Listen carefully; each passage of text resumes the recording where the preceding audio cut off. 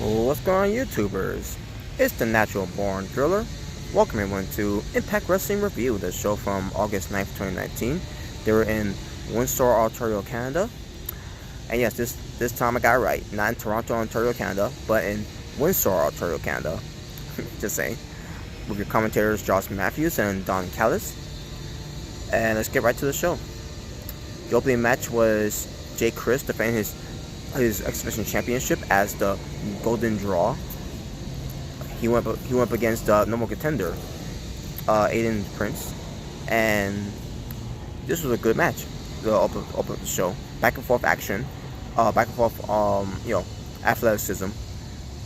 In the end, it was Crist getting the win with a cutter out of midair, out of nowhere, basically in the way. Basically a cutter in midair to Aiden Prince,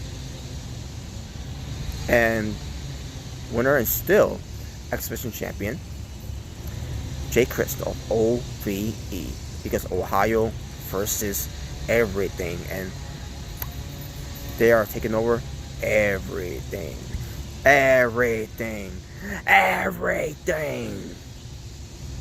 Thumbs up, thumbs down. Just saying. But there you go. That was the like I said, it was a good match. Although open up the show, so very good. Next we get to Conan backstage with Daga. They're having a discussion with Ortiz about the whole thing with the North, basically from last week and everything. All of a sudden Ortiz shows up. He had his bottle of whiskey. Well, actually not whiskey. Some kind of bottle of. Actually, I couldn't tell what it was because as I was watching it, they blurred the bottle. Now I'm assuming, with the download that I watched the show Impact Wrestling was from Pursuit Channel. And the reason I say that is because I don't watch Impact Wrestling on the Friday nights because I work on that day, so I couldn't watch it on that day. So unfortunately, I had to watch it on the download. So I'm assuming while being downloading it was from the Pursuit Channel side of it, not from Twitch, because I remember when Mr. Ricky J21, Christian, was telling me about the whole thing with Scar Bordeaux, with the whole banana that she was eating it while she's working out, where she's gonna get ready to have her in-ring debut, whatever. You're training for in-ring debut, and she took the banana and shoved down her throat, basically slimming that she sucked dick and everything. And I remember he told me about when he's watching on Pursuit Channel, they blurred that part or censored that part in a way, the way he's described that he described it. But when I was watching on Twitch TV, they didn't blur it, they didn't censor it. But for some reason, with Ortiz drinking that bottle of liquor, they blurred the bottle. So I'm assuming it was from Pursuit Channel. Of me downloading it on of me watching it. So, but that's the whole thing about that, and there you go. But anyway, so as I was saying, Ortiz was drinking, as it was blurry. I couldn't tell what kind of drink he was drinking. But Daga basically tells to Ortiz that Ortiz does have to thank him for helping him last Friday and everything. He wants to focus on winning the tag belts tonight and everything. That's all he's focusing on. So Ortiz picks up another bottle of that same bottle he took. He gives it to Daga for him to drink with him. And then Conan starts to get into it. And basically, they have their own bottles to drink. They give themselves a cheers. To work together. And there you go. So it is on with the team of Daga and Ortiz, since Santana can't be there because Santana is quote unquote injured. It's going to be Daga and Ortiz versus Ethan Page in the North later on. Ethan Page and Josh Alexander of the North, and we'll get to that later. And it's going to be the main event, which so far that's twice in a row that the North are in the main event of Impact Wrestling, where it pertains to defend their Impact World Tag Team Championships. And again, we'll get to that later. We see Jimmy Jacobs interviewing Ty Valkyrie, and you got Johnny Bravo there. Johnny Bravo was wearing a neck brace on the beating that he took from Jessica Havoc, and basically she came from Impact Management and says that what's wrong is that she basically she was replying about her defending her Knockouts Championship title against Jessica Havoc, even though she just did it already twice in 1 week. And she believes that Impact Management is out to get her and not disrespecting and basically just disrespecting her and everything, and disrespecting her contract, what pertains to her state that she stated that she can only defend the title once every 30 days. So she's doing that whole thing again, and I'm enjoying that, by the way. Now I'm finally enjoying Ty Valkyrie as a heel. Because before, it was the way they did it was so stupid, especially with Johnny with Johnny B. Trash. I was gonna say Johnny Impact, which I kind of already did right there, but I'm still calling by Johnny B. Trash. By the way, I still don't know what's going on with Johnny B. Trash, if he's going to resign with Impact Wrestling or not. But we'll find out if Johnny B. Trash wants to resign or not. So, in the future. So, but I digress. But anyways, yeah, I enjoy this though. Ty Valkyrie, she's finally picking herself up with pertains to her character and her heel persona, and also with her being Knockouts champion, because for a while it was not doing so well, especially with her being a babyface. But she's getting there now, so she's getting used to it, which I can appreciate that. So then we get to Ace Austin versus Eddie Edwards. Ace Austin was getting his ass kicked in this match against Eddie Edwards.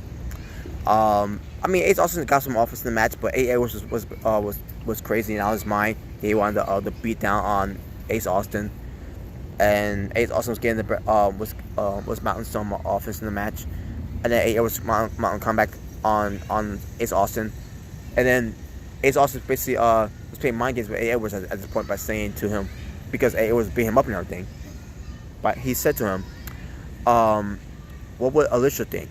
He basically talked about Eddie Edwards' wife, Alicia Edwards. So Eddie Edwards snaps and starts beating up on Ace Austin, and he's basically try to kill him and everything, beat him to death and everything. Referee try to pull him off. Eddie Edwards pushes him away. Referee calls for the bell, and Ace Austin wins via disqualification. And also Alicia Edwards comes out, and she's stopping Eddie Edwards off of doing what she's trying to do to Ace Austin, which is beating him up to death and everything. Eddie Edwards was getting angry and everything, and they start arguing and everything.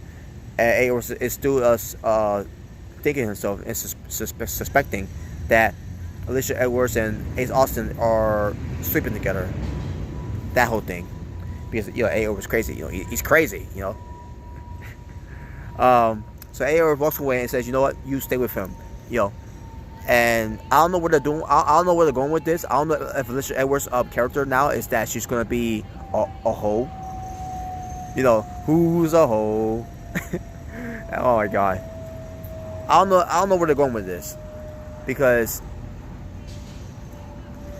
if this is gonna lead to an angle where Alicia Edwards and Eddie Edwards is gonna file for divorce. I don't know where they're going with this. It's to me, it's well, actually, I do know where they're going with this. Basically, what pertains to Ace Austin, but I'll get to that later though. That was kind of strange. It took a strange turn to where this is going to lead to, but we'll get to that later, because Ace Austin is talking to a couple guys in the back, which I'm assuming they're supposed to be enhancement talents, whatever. But I digress about that part. You see a video package of Alicia Edwards. Not Alicia Edwards, excuse me. A video package of Tessa Blanchard, excuse me, and Sami Callihan, where it pertains to the match for facing each other at Unbreakable to see who's going to become the North contender for the Impact World Championship title against Brian Cage. And they're showing Alicia Edwards upset that what pertains to OVE getting involved and where they cost her the opportunity. Basically referencing Crist, and then the whole thing with Sami Callihan You know, always got have his boys to help him out and everything. And she sounded all upset. She sounded so emotional, and basically this whole feud with Tessa Blanchard and OVE is going to continue on. And of course, with alongside with Tommy Dreamer there as well. And yeah, there you go. But yeah, I enjoyed this though. Tessa Blanchard was showing compassion. She was showing passionate. She was showing how passionate she was, and how determined she was. It was good. Now I don't know it's just gonna lead to Tessa Blanchard versus Jay Crist now in the future, because Jay Crist was the guy who interfered that match, for Sam Callihan to win the match in the first place. So I don't know if that's where they're gonna lead to. It pertains to Tessa Blanchard getting the title shot of the Golden Draw, Jay Crist for the X Division Championship. Now speaking of which, when it pertains to the X Division title, has there ever been any other knockouts in Impact Wrestling has ever been X Division champion before? That's something I need to think about. I don't think that's ever. I could be wrong. Don't quote me on that one. I could be wrong, but I don't think we ever had a knockouts champion. I mean, a knockouts. An Impact a woman's from the knockouts division that's ever been X Division champion. But again, I could be wrong. But don't quote me on that. But I'll find out. Sometime next time. But for now, I'll just go move on from that. So, but we'll see we'll see if that leads to it. Where it pertains to Tessa Blanchard going after Jay Crist for the X Division championship. We'll see. Fallout Ba, he's at catering. He's eating a salad, and Moose basically walks up to him and says, "You can eat all the salad, all you want, and everything. You may have lost a couple of pounds and everything, and blah blah blah." Basically, he's still a fat boy and everything. And then Fallout Ba took offense to that, and they start fighting backstage and everything. And as they're brawling, you see a couple of guys back, that also at catering too. And they were just standing there watching the fight and not even bothering trying to break it up and everything. But Moose was getting the better of the brawl. I can't remember how he got the better of him. Maybe blinding him with some kind of chicken, whatever he had, smeared on his face, or cake, whatever it was. So Moose got the better of the fight. Fallout Ba basically. Here's the thing with this though. At least Stone Rockwell is not involved in this. Thank God.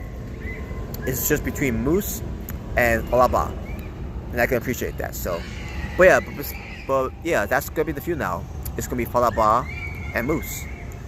Now, what's it gonna do for Moose in the future? I don't know. But what's it gonna do for Fallout Ba in the future? I don't know either. Just like I don't know what they're doing in the future when it pertains to Madison Rayne and Kier Hogan. Let's get to that right now. So, next we get to Kier Hogan coming out. She gets on commentary with Josh Matthews and Don Callis. She was pretty good on commentary. She was watching the match between Alexis Nicole versus Madison Rayne. I'm sorry, Alexia Nicole and Madison Rayne. So they had a match. It was alright. At best, decent. Madison Rayne ends up winning. And then Kier Hogan tried to take credit for Madison Rayne. Say, I taught you this, and like, what is the point of this? What is this? Why is this happening? I don't understand the end game of this. I don't understand why they have Kier Hogan doing this with Madison Rayne. I don't get it at all. And I found out what the end game of it was at the end of the day, because Alexia Nicole was getting back up. Madison Rayne knocks her down, and then Madison Rayne and Kier Hogan continue arguing back and forth and everything, taking credit for Madison Rayne winning the match. And then Alexia gets back up. Kier Hogan knocks her down, they start back arguing again and everything, and then Alexia gets back up, and then she starts beating up both of them up, and then Alexia gets her ass kicked by Master Rain and Kyogen, and then Jordan Grace comes out for the save, and that was it. Now I'm assuming it's gonna lead to a tag team match. So now we got the end game here of what they're doing here. Now they're gonna have Kyogen and Master Rain to be a team. Does that make me feel any better after find out about this? No. So fucking stupid. Oh, you go back to the club, the clubhouse, whatever you want to say, of the Rascals, and they are joking about Rob Van Dam and his use of marijuana. But before they did that, before they referenced that too, they were upset, you know, and basically Dez and Trey were upset that they didn't win the tag belts, and then Wentz, who talks about, you know, his date with Gail Kim at the Jonas Brothers concert, and he said he had a good time and everything. It was a great concert and everything. Which, you know, is no surprise there. And then they talk about, you know, RVD and his use of marijuana, and all of a sudden Rob Van Dam shows up and basically joins the Rascals when it pertains to smoking that weed, smoking the joint, you know. So basically, we find out what we wanted here. We find out RVD with the Rascals, but sort of in a way. But they were just hanging out at the treehouse. So all of a sudden, and then out of nowhere, the Rascals start beating themselves up and everything because they're trying to see who's doing the better RVD impression. And RVD was watching the fight, and I think during this time they was talking about, you know, a match that was going to be made for the Rascals, RVD, Willie Mack, and Rich Swann. We'll get to that later, where it pertains to what was announced. But yeah, I thought this was going to lead to RVD managing them or something, or at least do more of these segments of them, you know, find new ways to smoke a joint, you know. but that's not here or there. But here we go.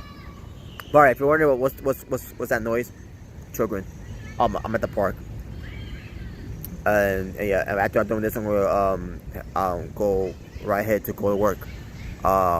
Good. Reason why I'm doing this right now, instead of doing it later on, is because I got up early to go to housing to do something, and it was kind of early, so I don't want to go to work too early, so that's why I'm doing this right now. So, and on top of that, it's probably gonna rain. It's probably gonna rain too, so I probably won't be able to work the much hours that I need to work on this week. But it's whatever though. But we'll see what happens still. Well, I'll see what happens, you know, obviously. Anyways, back to this. So, Tyler Valkyrie. Oh, that was a long scream. But yeah, Tyler Valkyrie defends her Impact Knockouts Championship. She's being covered by Johnny E. Bravo versus Jessica Havoc. So, the match itself, it was decent, or at best solid. In the end, it ends on a no contest because we had Jessica Havoc going for a choke slam. That's a finishing move, and she's going for the win here. But also, we hear a music playing, a familiar music, which is Su Yung. So we had the undead bridesmaids coming out, and we had an undead flower girl coming out. So I was looking forward to see how the new Su Young's gonna look like and everything, with a new face paint, maybe a new look and everything, with her outfit and everything. Nope, still the same Su Yung. And I said to myself, what the fuck was the point of showing that Timetron of Su Yung with a new face paint, or for her to come back back to being her old face paint? Like, what was the point of that? That was so stupid. So I was disappointed, obviously. So Su Yung and Jessica Havoc fights each other. Su Yung got the better of that fight, and there you go. So that's gonna be the feud. But I was disappointed, folks. I was fucking disappointed when Su Yung came out there still looking at the same Su Yung. I thought we was gonna have a new Su Yung, a new look of Su Yung, but that wasn't the case at all. So fucking stupid.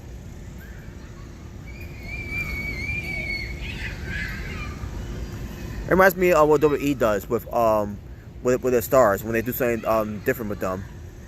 And it's gonna tease have them debut with a different look and everything, and then all of a sudden they end up being the same. Fucking stupid. I'm seriously thinking, I'm seriously having that suspicion and that conspiracy theory there that someone that used to work for WWE is working for Impact Wrestling backstage. Yo, represents creative. Unbelievable. But yeah, the match ends in no contest, so Ty Valkyrie retains the title. Then we get to the sit-down interview. Jimmy Jacobs interviewing Mr. Santos, where pertains to the whole health update of Brian Cage. And folks, I barely pay attention. Excuse me. It's for me to say. I barely pay attention to this because I really don't care about the health update and everything, about the whole situation but they did talk about Michael Elgin, about what we did to Brian Cage, and basically when Brian Cage going to return, and no date yet of it. So I don't know what to tell you folks about this interview. I mean, the interview was good in a way, but I just didn't care about it. Mr. Santos was who's best known to being an interviewer, was being interviewed by an interviewer in Jimmy Jacobs. Speaking of Jimmy Jacobs, so this is what they got Jimmy Jacobs doing on Impact Wrestling, and a backstage interview. Excuse me, a backstage interviewer. Remember happened to the princess, who managed Congo Kong. What happened with that? Whatever. But a lot of screaming from those kids. Oh yeah, the Deaners. Cody and Jake were at the bar, at their bar. They were drinking. They were basically drunk out of their minds and everything. This Hit Squad shows up. They ruin it. They're fighting, and Deaners got the better of it. They tried to go after Gama Singh. Gama Singh got away, and the Deaners got beat up again by this Hit Squad with the beer bottles, crack over their heads. Then we see the Deaners cutting a promo at their compound, and Cody Deaner cut a tremendous promo. He was all fired up. He was angry. It was pretty good. It was pretty damn good. Obviously, Cody Deaner did the talking, while cousin Deaner, Jake, cousin Jake, Gene Deaner, was just standing there looking all intimidating and everything. So basically, they challenged this Hit Squad to come to their bar. I mean, not to the bar, to their compound to have a match. I'm assuming that's what they're going. That's what they're going to do. I thought it was going to be in the Impact Zone of Impact Wrestling. But I digress. But they're basically simulating that they want to fight this Hit Squad, to invite them to, invite this Hit Squad to come to the compound. Basically what pertains to Rohit Raju and Raja Singh.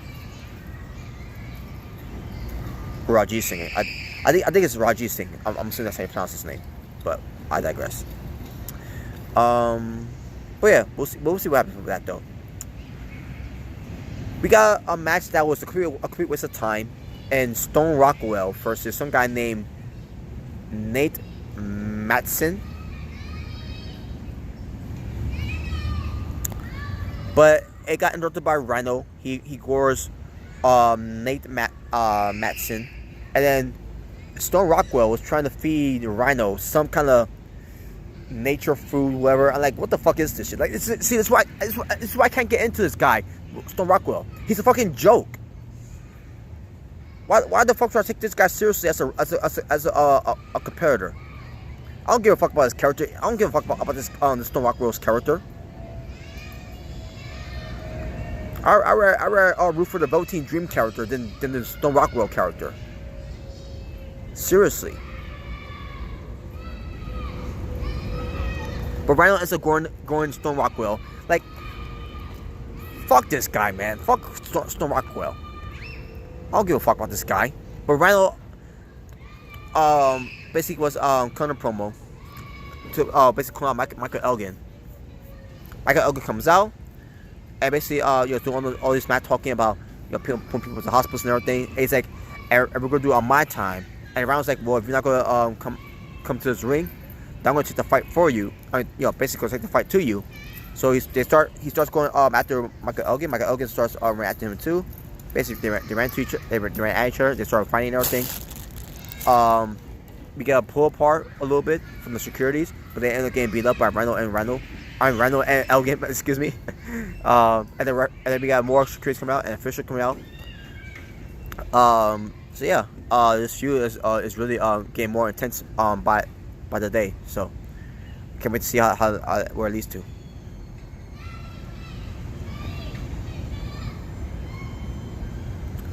We go backstage and we see Ace Austin. Now, the end game here, folks, where we're saying Alicia Edwards about what they're gonna do with this whole thing. So he's talking backstage with these couple of these wrestlers and also production crew. Basically, he brags about being Eddie Edwards and everything, and they talk about, well, you got your ass kicked in that match. Yeah, he's like, yeah, but I still won the match and everything. Yeah, because you won by disqualification. I don't know what Ace Austin trying to accomplish here. What we're saying to him winning a match against Eddie Edwards, but then we get to the end game here. Where we're saying what he's doing with Richard Edwards to get under the skin of Eddie Edwards. Is that he's going to try to sleep with Richard Edwards, even though Richard Edwards is married to Eddie Edwards, but he's going to attempt to sleep with Richard Edwards. Good luck with that, Ace Austin. Good luck with that.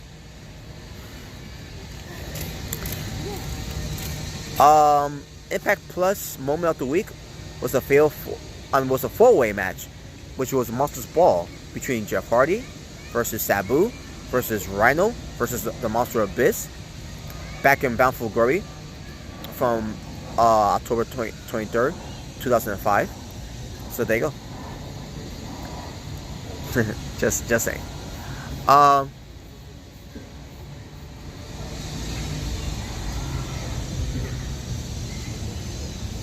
So the Death Hit Squad, they talk about the Deaners challenging them to a fight. This match at the compound. So yeah, it's confirmed. It's going to be at the compound.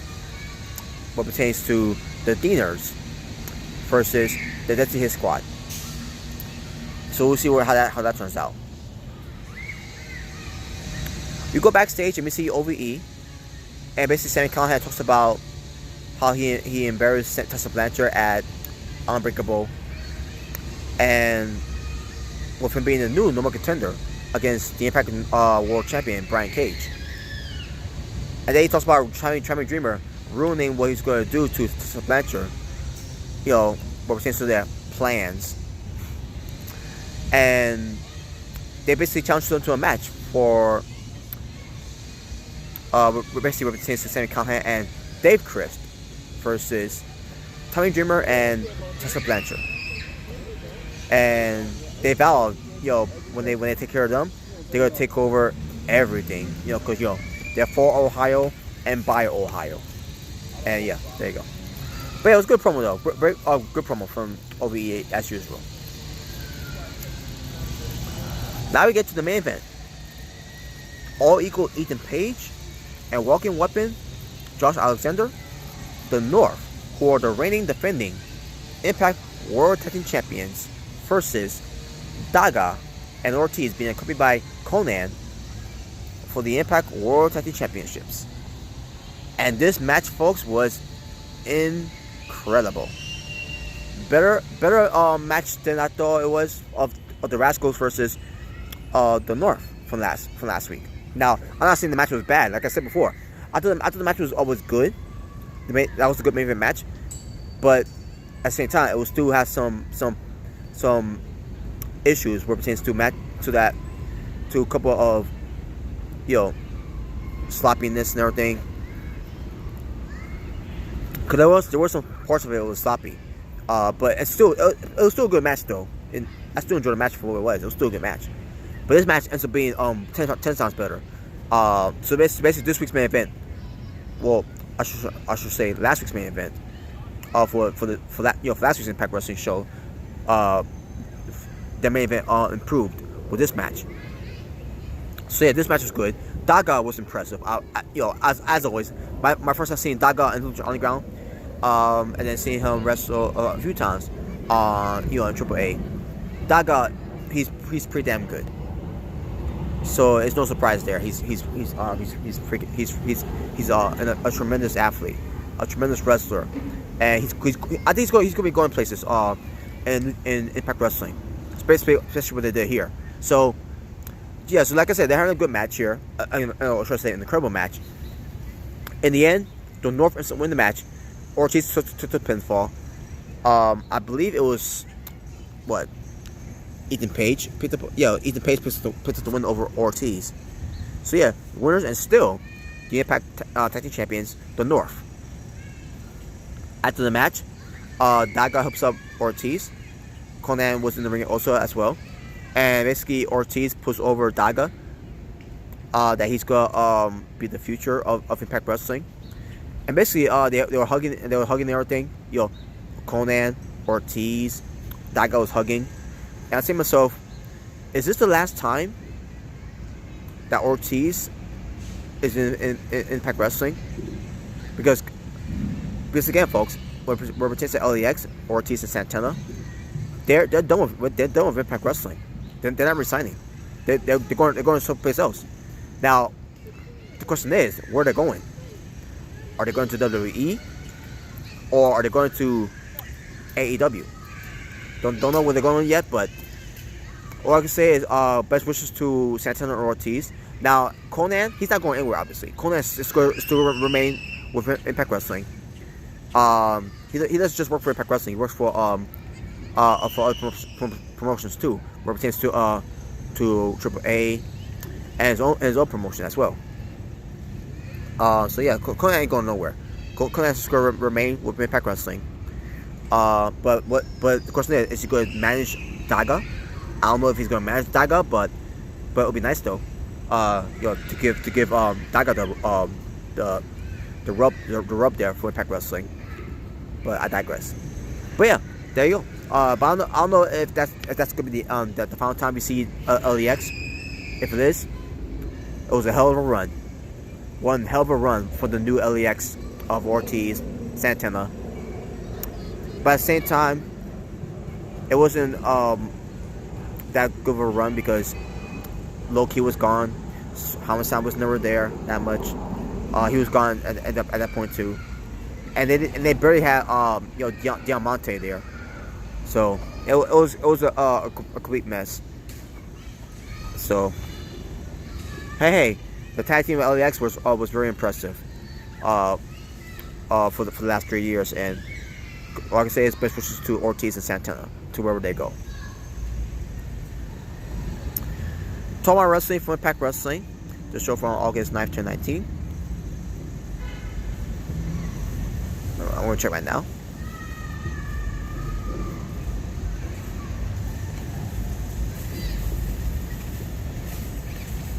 Six matches. Yeah, especially the match that was a waste of time with Stone Rockwell. So yeah, 6 matches. And my overall score for the show, I'm going to go 7.5 out of 10. Good show. So that being said, folks, I'm going to go to work now. Now it's time for me to go to work. So that being said, thank you for watching. For It's Natural Born Thriller, saying peace on the streets. I'm just saying. And for this was your Impact Wrestling review. Until next time, take care.